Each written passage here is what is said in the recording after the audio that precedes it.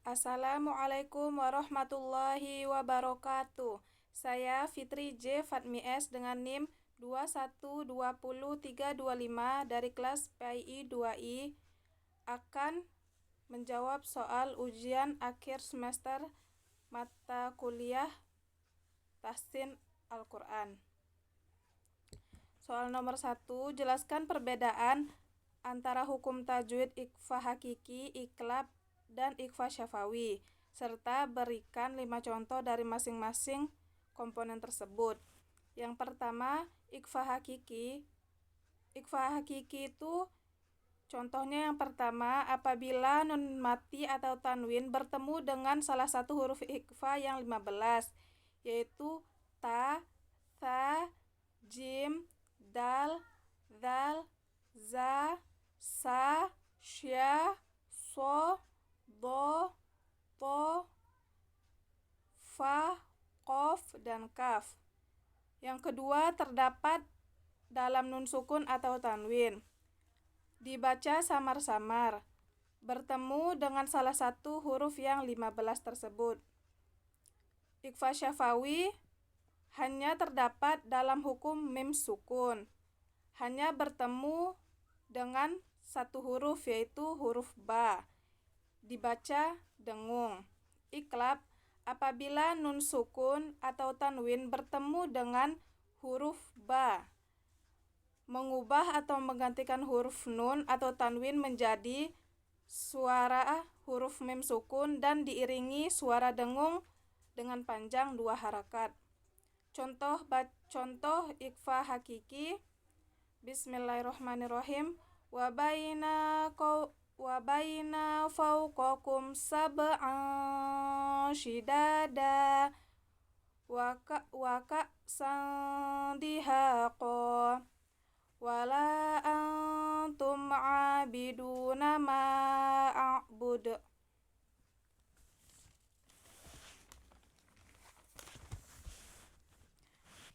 Contoh bacaan iklab, illa mim ba' wa antum hillum bihadzal balad.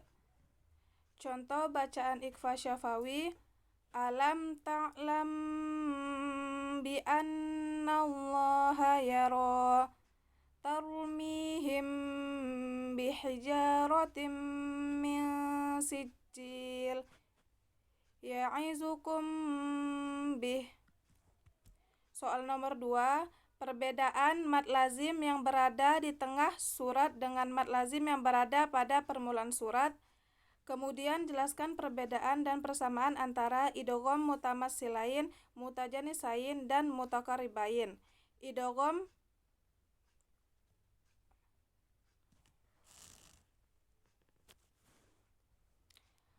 mad lazim musaqqal kilmi, yaitu mad tabi'i bertemu dengan huruf bertasydid dalam satu kata. Sedangkan mad lazim mukhaffal kilmi, yaitu apabila mad tabi'i bertemu dengan huruf yang berharakat sukun atau asli dan tidak bertasydid.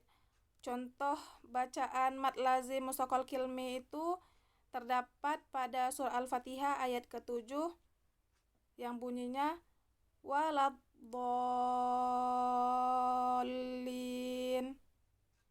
dan terdapat juga pada surah Al-Imran ayat 73 au yuhajjukum. Contoh bacaan mad lazim mukhaffaf kilmi yaitu surat Yunus ayat 91 yang bunyinya al-ana. Yang selanjutnya idgham. Idgham artinya memasukkan, yaitu memasukkan huruf sukun ke huruf berikutnya. Sedangkan mutamatsilain artinya sama, serupa, atau semisal. Contoh bacaan idgham mutamatsilain adalah wa qad dakhalu idzahaba. Idgham mutajanisain.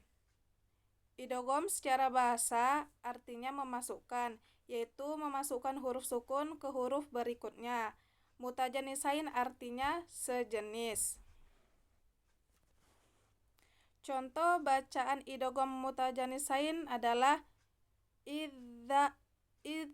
izzolamu. Selanjutnya idgham mutakarribain. Secara bahasa artinya memasukkan, mutakarribain artinya berdekatan. Cara membacanya dilebur ke huruf berikutnya tanpa ditahan. Contohnya qur rabbi, yang awalnya qul rabbi menjadi qur rabbi.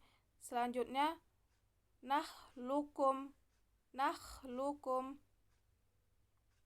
Soal nomor 3, cara membaca wasal, saktah, taklil, imlah, dan ismam. Imlah dalam arti bahasa berarti condong atau miring. Sedangkan menurut istilah adalah mencondongkan bacaan harokat fathah. Bacaan imlah dibagi menjadi dua, yaitu imlah sugro dan imlah kubro. Imlah sugro adalah setelah bacaan imlah tersebut masih diwasalkan pada lafaz lain sehingga tidak berhenti di situ saja. Contohnya seperti waqalar kabu fiha bismillahi majroha wa mursaha majroha. Maka cara membacanya dirubah menjadi majreha. Terdapat pada Quran surat Hud ayat 41. Yang selanjutnya yaitu imlah kubro, adalah setelah bacaan imlah tersebut diwakafkan sehingga berhenti di situ saja. Contohnya seperti bacaan ahwa dibaca ahwe, wattaqo dibaca menjadi wattaqe. Selanjutnya bacaan ismam. Dalam arti bahasa berarti monyong, sedangkan dalam arti istilah adalah mengkombinasikan harokat fathah dengan harokat dhammah disertai monyong bibir. Contohnya seperti qalu ya abana malaka la ta'manna ala yusufa wa inna lahu lanasihun. Bacaan ismamnya terdapat pada kalimat la ta'manna. Selanjutnya bacaan saktah, yang artinya diam atau berhenti sejenak tanpa bernafas. Sekitar lamanya itu berhenti selama 1 alif. Contohnya itu terdapat pada Quran surah Al-Kahfi ayat 1. Aywaja qaima, dan surah Al-Mutaffifin ayat 14. Balrona.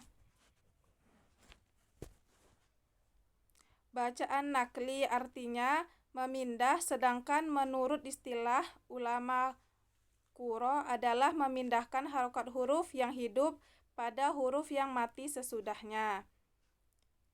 Yang terakhir yaitu nun wasal, adalah nun kecil yang ditulis di bawah lafaz tertentu, yang kegunaan nun wasal adalah untuk menyambung antara lafaz satu dengan lafaz yang lainnya.